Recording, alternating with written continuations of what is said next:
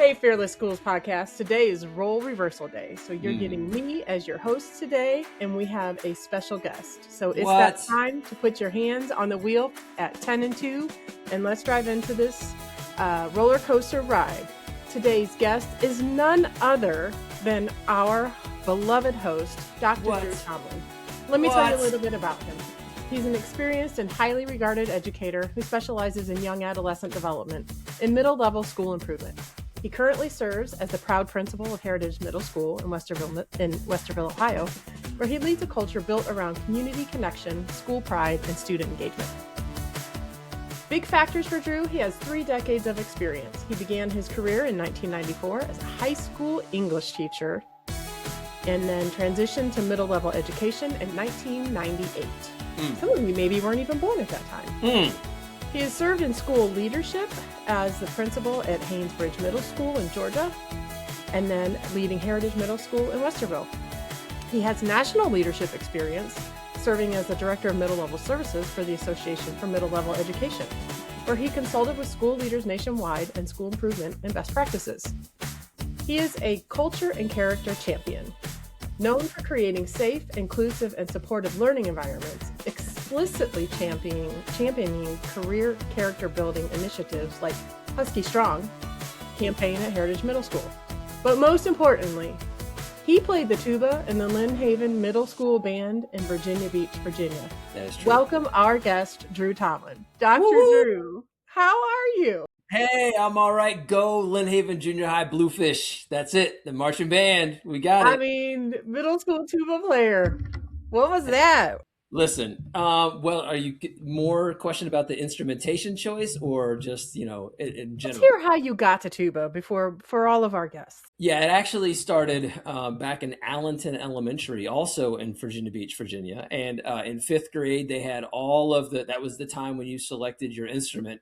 And they had all the mouthpieces lined up, and they didn't even ask me. They said, "You go to that one."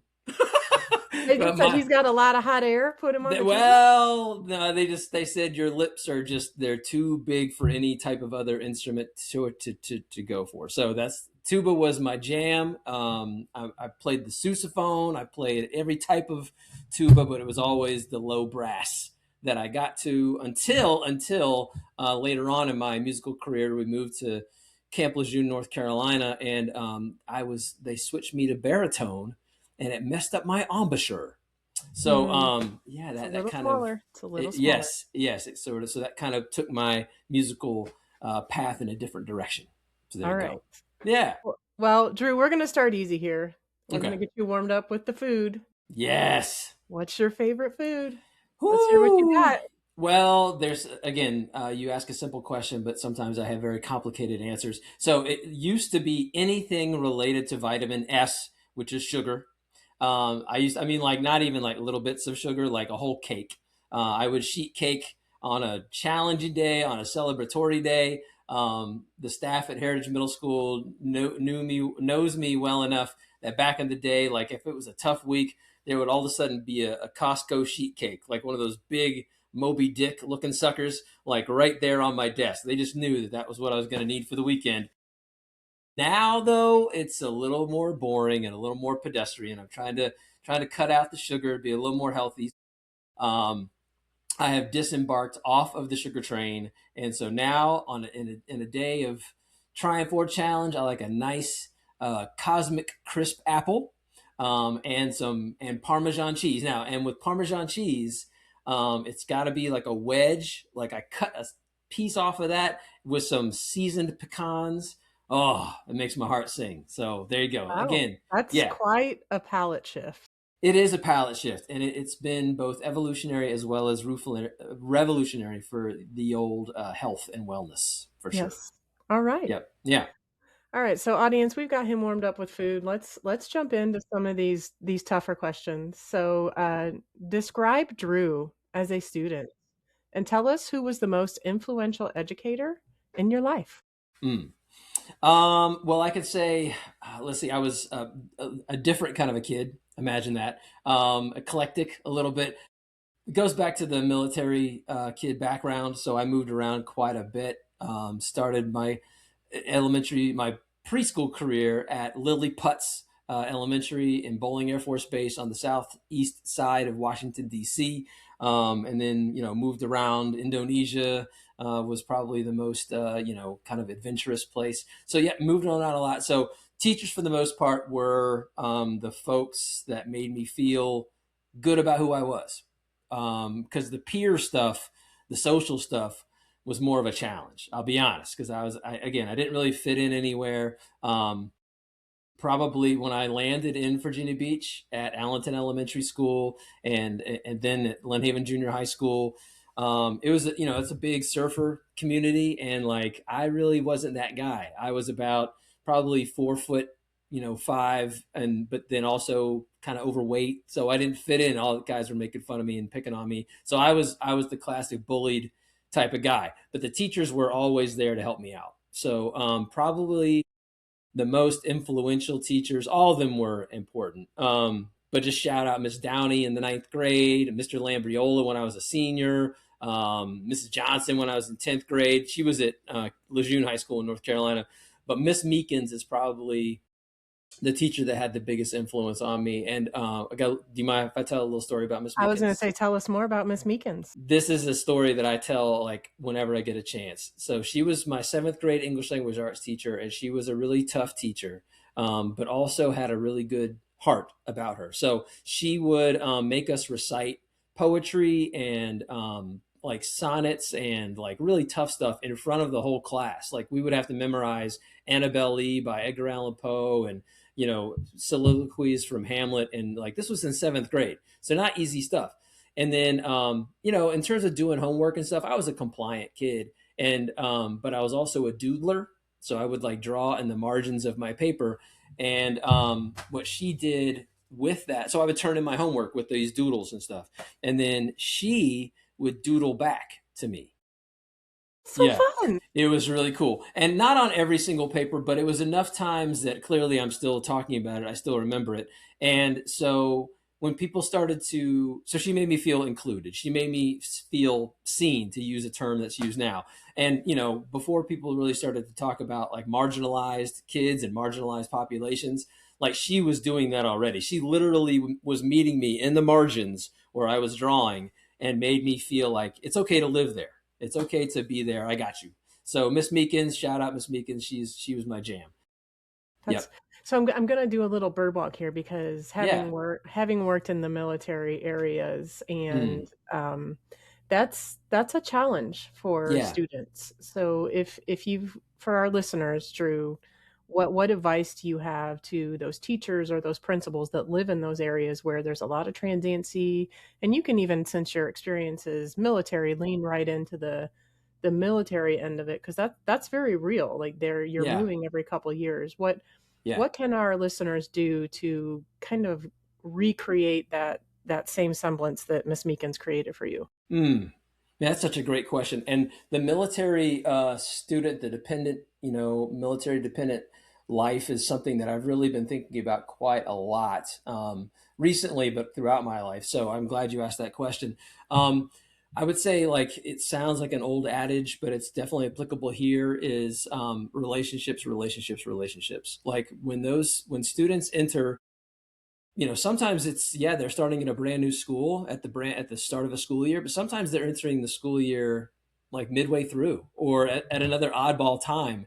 And the best thing you can do is just make sure you make those connections and be consistent with those connections, because when you're a student who, you hear from mom or dad or whoever's in the service, like, hey, we're moving here or we're moving there, and you don't know when that call is going to happen. The best thing that a teacher can do is provide routine and structure and certainty every day. So a kid can count on, like, okay, I know this is somebody, like for me, it was Miss Meekins, or when we were in Indonesia, I knew it was Mr. Poland, whoever it was, I knew that there was somebody in my life that, I could count on. So relationships are essential. And also I think from a curricular standpoint, not to get too boring about it, but I mean, it is important, right? Standards and curriculum are important. Is that recognizing that kids come from, from different states or, different parts of the country or different parts of the world. And so when a student, they're in 7th grade and you're working on 7th grade materials, but a kid is coming from Jakarta, Indonesia from the 7th grade, you got to meet that kid where they are. So, we all talk about differentiation and accommodating and things like that, but having a military dependent child feel successful is about relationships and meeting them where they are curricularly without othering them. Because that's the other thing too. You don't That want to was make, okay, so that yeah, was my question, you're kind of yeah, reading my mind. Is it this uber over intentional, or is it just a natural, like, "Hey, welcome, I know you've come from here," like, yeah, where's the barometer on how much is too yeah. much? Yeah, I mean, the sniff test that like young adolescents in particular and high school students, they can sniff out lack of authenticity in a minute. So it's got to be natural. So I mean, definitely, making that connection to just say, hey, glad you're here, glad you're with us today. If you want to share something about yourself, that's totally fine. But hey, I got you. Welcome to school. Um, where I've used the military's dependent life in my current work is that we have students that move in at oddball times that aren't in the military, that students, I mean, their families aren't in the military. And so if I see a student is struggling, whether behaviorally or academically, like then I'll take that moment to say, hey, I'm the principal of the school, but I was once a sixth grade kid moving into a different place. I got you. I got you. If you ever want to talk about it, let me know. If you don't want to talk about it, that's cool too. But just letting them know that like you're available, I think is important. You're kind of answering our next question, but is Ooh, how did the influence of the teachers that you named, specifically Miss Meekins, really influence your work today? So you just gave a couple of tangibles as the yeah, principal, but I would yeah. assume that those experiences continue to influence other parts. So tell us Yeah, about that. absolutely. Each of the people that I mentioned, had an enthusiasm as well as a rigor at the same time. So it was enthusiasm, like two separate E's: enthusiasm plus expectation. Relationship and rigor, that they were ever present. So like Mrs. Downey in ninth grade, like we were reading Animal Farm, and she just let me go. Like she knew I was kind of a off ball kid, like off the cracker, and she loved my enthusiasm, and she didn't try to squash it. Like she just let me go. I felt in retrospect it was probably a little too much, but so that in my mind was important. Mr. Lambriola, my AP senior ELA teacher, like he took a risk on me anyways because I had just come in from North Carolina in advanced language arts, but I didn't know if I would really fit into AP, and he didn't know me, so he kind of took a risk on me. But he would do like just off the wall things to keep us motivated because we were all my fellow peers were pretty tightly wound as AP students, wanting to succeed. But he would like do stuff like he would go to the pencil sharpener, and I'll never forget this. Like you go to the pencil sharpener, take it off of the wall. It's one of the hand crankers. Take it off the wall and talk into it like he was talking on the phone and having like a whole nother conversation. And so he did that. And then Mrs. Johnson at Lejeune, she was my yearbook advisor, and she recognized like a leadership potential in me, and she wrote me like a really cool note when I was taking some academic risks that my fellow peers weren't taking, and she saw that as like a good thing. So I guess all those examples made me just remember that like it's important to have expectations. Like you gotta expect everything that you can from your kids because they don't know what they have until you kind of tap into it, right? So it's like somebody said, like the you don't want to have the soft bigotry of low expectations. Like you got to have those high expectations, and then you got to have some joy. You got to have some fun. You got to do some stuff that like kids will continue to talk about. Because if you're not excited to be at school as an adult, then why are the kids going to be excited? So I try to carry that with me, like as a principal in middle school, like yeah, leaders, we're gonna have our tough days. We're gonna feel rough sometimes, and it's okay to have that kind of feeling. But man, when you get out in the hallways and in the lunchroom and in the classrooms, like you are the ambassador of goodwill and cheer and joy. You know what I mean? Like what's that old expression? Like when the principal sneezes, everybody catches a cold. You ever heard that one? No, I don't think so. Yeah, so like you're like I have to It makes check. sense. Yeah, so I don't know if that answers the question, but that's what carries with me. It did. All right, so let's transition to talking specifically about our favorite group of students, Drew, the young adolescents. Yes. And tell me, what is your favorite part of middle school? Oh my gosh. My favorite part of middle school. That's a Not good one. attending it, being the principal. Well, I guess in some ways, like I feel like I'm still a kid attending it in some ways because I try to put remembrance in every single moment when I'm at school. I have high expectations for my students at Heritage Middle School, but I also try to remember what it was like when I was 11, 12, and 13. So it's not about attending school as a student for me, but it's also like being attentive and attending as someone who lives in that world every single day. I guess my favorite part of middle school is the unexpected as well as the expected. Just that lovely, crazy binary relationship of I know what the routines and structures are, I know what the practices and policies that are, but man, I got to get ready because you never know what's going to happen. You're But gonna test it today? right, exactly, exactly. Like, and that's what I love about middle school kids, and both. What is irksome about middle school kids is that they are born to push the envelope and push the parameters of your expectations and your policies and practices, and which is great because it makes us question, what we do. And I think question and doubt is the fuel for progress. Mhm. So I'm gonna So, I'm gonna kinda go with that because having been a middle school person myself and mm-hmm. teaching grades 6, 7, and 8, I saw this kind of, like, progression, and I know what it was in my head, but for our audience, tell them, like, when they come in as 6th graders, or the youngest kids in the building, and then by the time they leave, like, what's their evolution? Because Yeah. it's so significant, difference from beginning to end. Yeah, it is. It absolutely is. And tip of the cap to whether you call them encore teachers or essentials teachers or exploratory teachers, like music teachers like yourself, and like those teachers. And like a teacher at my school this past year taught. We shared her with a high school, so she taught high school for the morning, and then she came into our school for the afternoon and taught sixth grade, seventh grade, and eighth grade, all within by the end of the day. So those teachers who have to teach multiple grade levels and witness that evolutionary progress on the day to day, oh my god, while also teaching music, oh my gosh.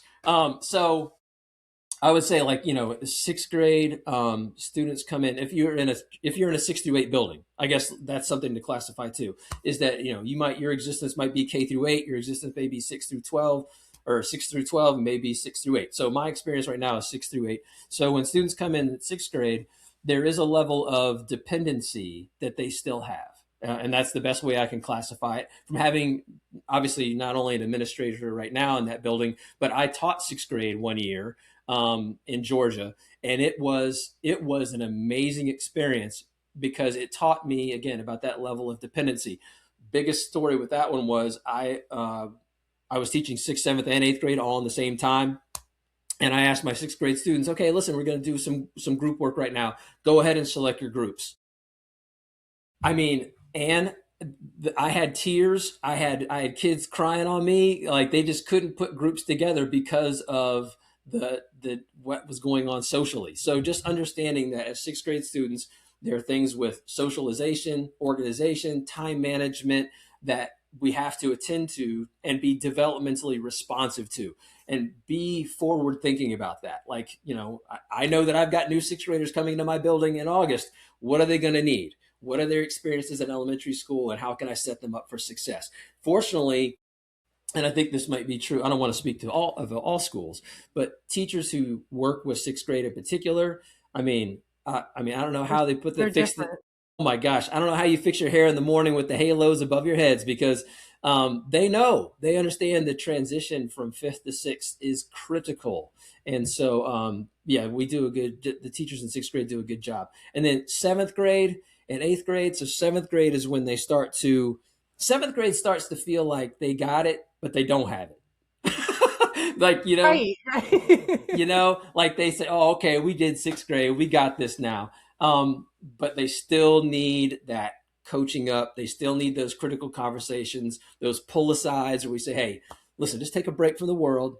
Let's stop what you're doing. Stop running in the hallway. Stop, that kind of stuff. And we're going to just talk this out real quick. So, and then eighth grade, gosh, we have to make sure that yes, they are ready for high school. We have to make sure that they are set up with the tools for success, both habits of mind as well as habits of heart, to be ready for the high school experience. But we also have to make sure they are ready to be eighth graders in our school.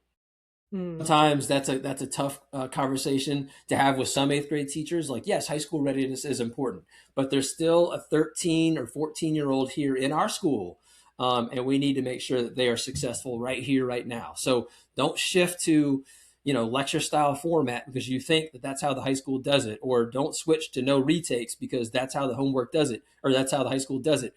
Like, still do developmentally responsive practices here in the middle grades. So yeah, there's a lot going on. And there's an old adage too about this one, like, when sixth graders run in the hallway, they run and then they hit each other. When seventh graders run in the building, they run in the building and then they hug on each other. And then eighth graders are just too cool to run. So they just walk in a glacial pace.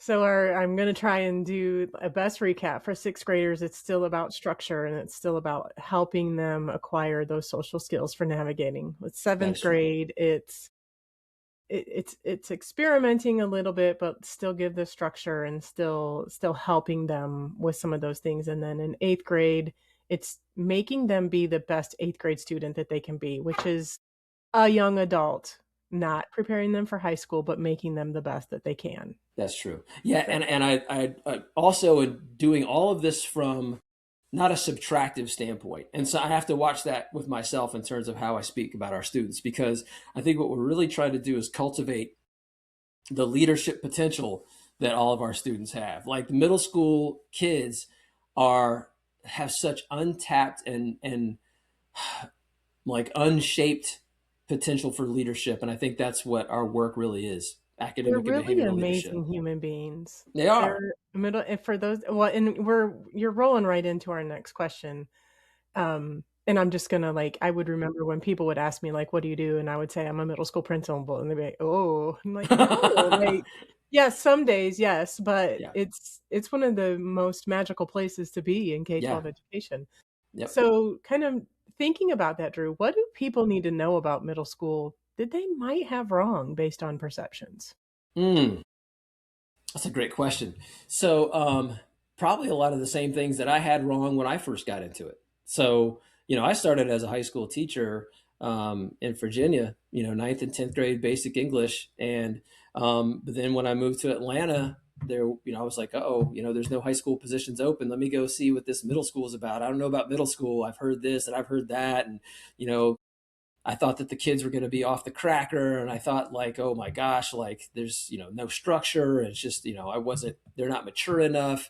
I thought all those things. And then when I got in the classroom and started working day to day with our middle school scholars, I found that, yes, there's always going to be the 5% of students that, struggle, whether academically or behaviorally. And, we work with those kids, continue to help them out and support them.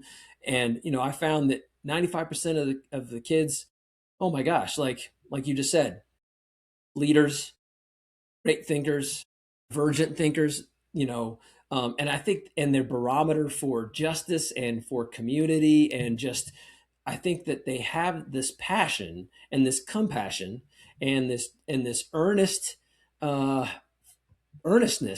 and eagerness to do something and to affect change.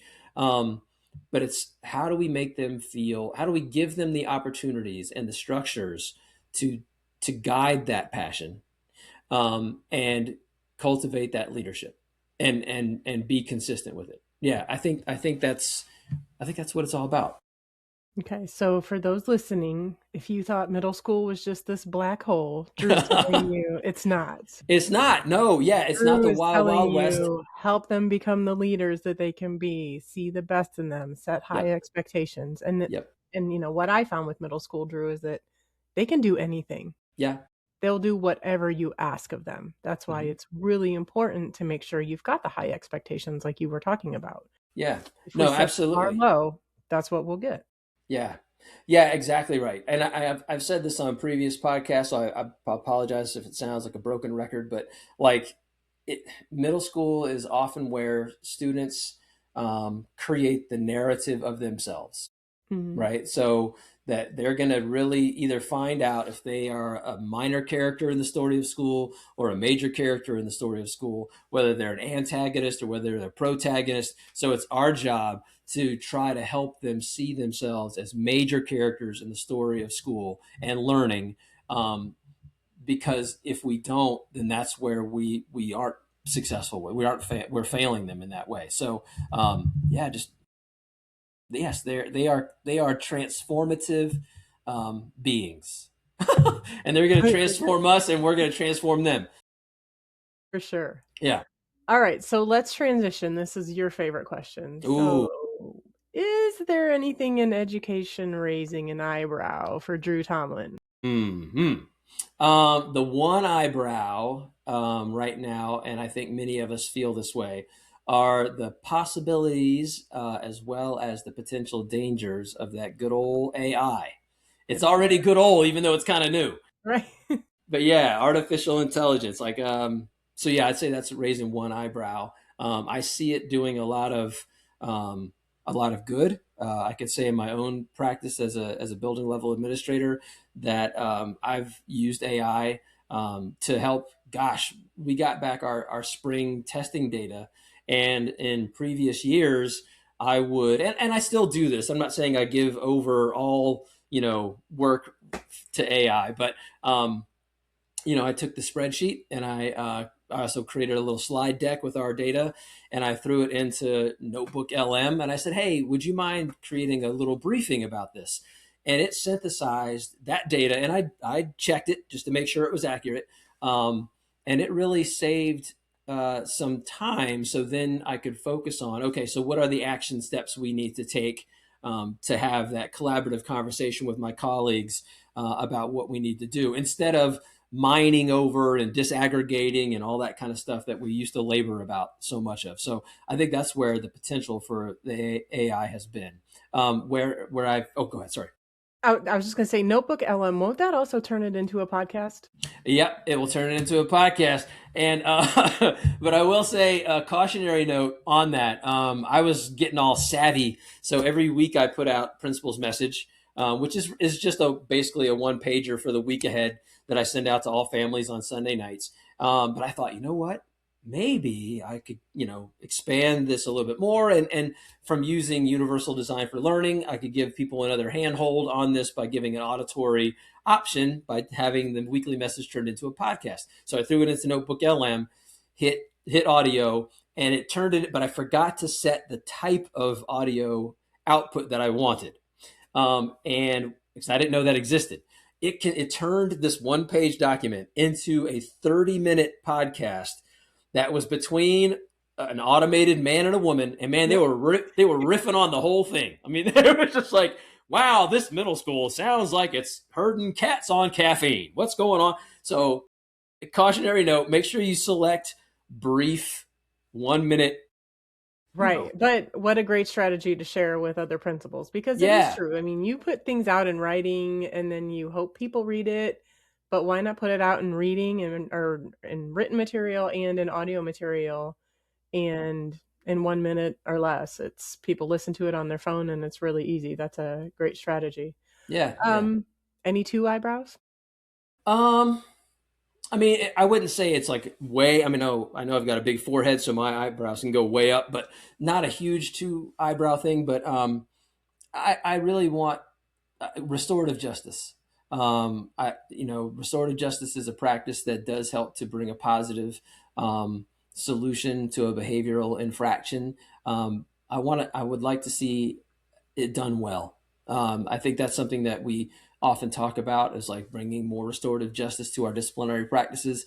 But gosh, I want to see it done well. And I want to see, does it really have an impact while we're also trying to keep our schools safe, and our teachers feel supported with that work? Like, how does the restorative justice portion fit into it? So again, it's not like a double eyebrow, like, oh, I don't know about that, but it's more of like, hey, how do we do Right. this well? Yeah, and I think that's hard because some little disconnect between what people perceive the restorative justice to Hmm. be and how the teachers are feeling supported. Yes. Yes. It's definitely, there's a disconnect that I think we have some work to do in education to show how this works without being disrespectful to teachers. Right. Right. Because Yeah. I think that's what I think that happens. I think it happened in my own practice, and I Mm. see it in schools that I work with. Yeah. Yeah. Um, No, I get it. I get it. So yeah, those are my eyebrow moments. I hope that's enough there. yeah, that works. All right, so now we're gonna get smushy. Are you ready? To get smushy. Yeah, Nice. this is the bonus question. All right, Ooh. I'm speaking to your principal heart, Dru Tomlin. Okay. All right, you've been doing this a long time. That is true. Three, I'm not that old. Come three, on now. 3 decades. That is true. Actually, more than 3 decades. What advice do you have to either new or seasoned administrators Mm. to keep the flames going? Now, audience, I want you to know when I met Dru Tomlin, he always wore red sneakers. That is true. And then I asked him, like, what's the deal with the red sneakers? And he says, well, red sneakers, they show fire because you can't be burnt out if you've never been on fire, or it was something like Yeah, that. that is true. So let's get deep, drop that water line. How do you keep it going? What advice do you have, whether they're new or they're like you and they're like approaching your 30 something? Like Mm. how to keep the flame going? Mm. Yeah, that's a great question. I mean, first of all, nobody's got it all the way figured out, right? So, like me answering this question, um, I'm honored to be asked this question, and but I got to be honest with you. Like, yeah, there are days when it's tough, but it's tough, and I think being honest about that is part of the answer. That like, but I'd say more to the heart of it is showing up every day honors the students and the teachers that are there with you, and showing up, and that goes back to the shoes too. So the red shoes, and I wear Pumas every single day to work now, and it's not just for comfort because when you got to chase down a kid or whatever when they elope out of the building, you can't have your dress shoes on, but it's also because they are a symbol to me of you can't just show up on a job. It's you got to step up. You got to step up. And because if we're asking our students and teachers to step up and do things differently, right, to collaborate with each other and try different practices and that kind of stuff, then we have to do the same thing as building level leaders. So whether you're a new principal coming into a role or a seasoned principal going into a role, just keeping that in mind. Like, how are you stepping up every day to do something a little different, to show people that you live by your example, that you don't just talk it but you actually do it. So one of the biggest like examples to me with this work is my own dad. And like he lived his word, and like if he saw something that needed to be fixed or improved, he just did it. He didn't wait for someone to ask him or someone to direct him. So for me, it's the little stuff. It's the little things that add up. So again, seasoned or new, the little things that you choose to do or say, that you those things make a difference. If you choose not to do them or say them, people are going to notice. So for instance, if I see a piece of trash on the floor, I don't care how small, I don't care if it's a Jolly Rancher, I don't care if it's if there's a spill in the second floor outside the bathroom, I'm going to do the job because my custodian's doing some other work. Not only is it making the custodian's job easier, but it's also showing everybody else like, hey, Tomlin's in. Tomlin's here, Tomlin's in. And being visible and being accessible. And that means every class change. Yep, you could be in the middle of a conversation with a teacher, but you've got it. They have to know, hey, I'll tell you what, hang here for a quick second in my office. I got to go do class change. Yes, it's for safety, but it's also for that visibility and those connections with teachers and kids so they know you're present and they know what's going on. So some of my hardest days is when I'm, pulled out of the building for a district meeting or whatever, because my heart and my mind are on the linoleum floors at Heritage Middle School. Anyways, so I don't know if that answers the question, but So stepping up. Yep. So step up, show Yeah. up, and one day at a time. Yeah, and do those little things. Like guarantee if Little you do, things. yeah, if you just focus on the macro stuff, like the building master schedule or the bell schedule or just big events, like that's nice, but it's about those little daily actions that you take. That's what's going to build the culture and climate of your school. Live it, breathe it, do it. I love it. Mm-hmm. Good advice, Drew Mm-hmm. Tomlin. Hey, All thank right. you. Last thing, Fast Yep. Five. Oh, I get to play the Fast Five. Woo! All right. I put Yep. some new ones in here. Oh no! All right, I'm ready. I'm ready, Dr. Ann. All right. Best movie of all time. Oh, best movie of all time. Can I say the whole series? I mean, because it's hard to pick one out of here. So it's Sure. Star Wars. It's Star Wars. I knew that was coming. Okay, so All I right. mean, I saw A New Hope, episode 4 with my dad in 1979, 14 separate times in the movie theater. So like that's my whole thing. I'm still warming up to some of the new Star Wars stuff going on, but like Star Wars, 100%. Star Wars. All right. Yep. Favorite Looney Tunes character? Favorite Looney Tunes character. I've got to say Daffy Duck. I'm gonna say Daffy Duck. So I'm saying Daffy Duck because he's Looney Tunes. Because he was always a little had a little gravel in his craw. He was always a little angsty, about stuff, but he was also funny. But if we're going cartoons, my favorite non Looney Tunes is Bullwinkle and Rocky.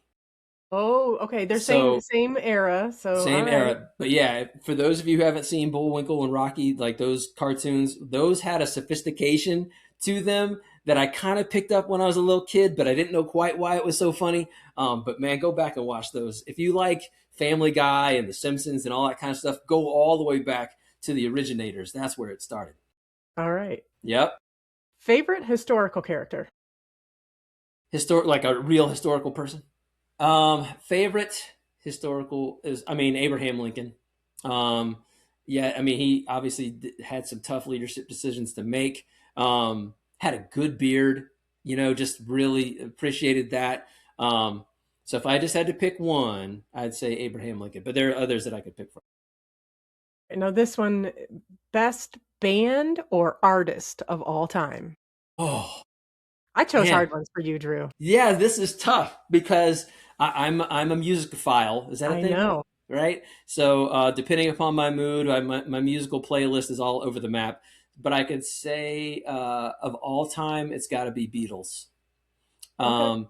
But it's got to be early Beatles. I had some trouble when they got into like Sergeant Pepper's and that kind of stuff. So I was a Hard Day's Night, Help, early Beatles guy, 5 years old, sitting next to the record player and playing those albums over and over again in DC. Beatles, because that was the foundation. Once you listen to some early Beatles, they give you a true appreciation for like melody, harmony, all that kind of stuff. True.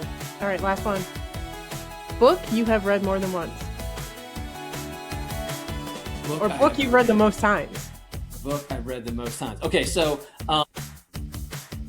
my favorite book of all time that really got into my brain was The Grapes of Wrath by John Steinbeck, but that's such a big one. I didn't read it more than once. But I did read as a kid Stuart Little. I read Stuart Little over and over and over. I couldn't get out of my mind that there was this little mouse driving a car and he had a family that was regular people. It just blew my mind about like just the concept of like man and animals, and it just got to me. So I just read it over and over, and I don't know, I dig animals, so maybe that's part of it too. Good questions. Thanks. All right. Well, thank you, Fearless Schools Podcast. You know what you did? You did it again. You made it through another episode. Thank you for joining us. Thanks, Drew, for sharing a little bit of your life with us. Thank you. And stay tuned and stay forward on the bright road ahead. And something like that. Something like that. Thanks to our audience. We'll be off for the month of July. So enjoy your summer, but we'll be back in August, and we'll be back in the right roles. Drew will be hosting again, so you'll be back to whimsical words and puns and all that fun stuff. And I'll just be here to ask grounding questions. So stay forward on the bright road ahead. Hey, thanks, Dr. Ann. Appreciate you.